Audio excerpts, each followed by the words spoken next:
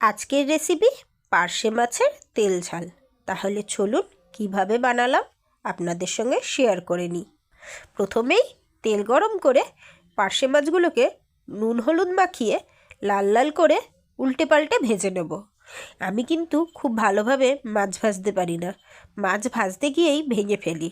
কিন্তু তেলটা ভালো করে গরম হলে পরে মাছগুলো লাল লাল করে ঠিকই ভাজা হয়ে যায়। মাছটা তুলে নিলাম, তারপরে দিয়ে দিলাম কালো জিরা ফোড়নে।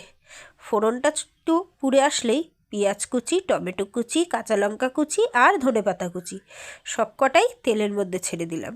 দিয়ে এবারে ভালো করে এইটাকে তেলের সঙ্গে ভাজতে থাকবো। তারপরে পরিমাণ মতো নুন, সামান্য একটু হলুদ আর একটু বেশি করে লঙ্কার গুঁড়ো।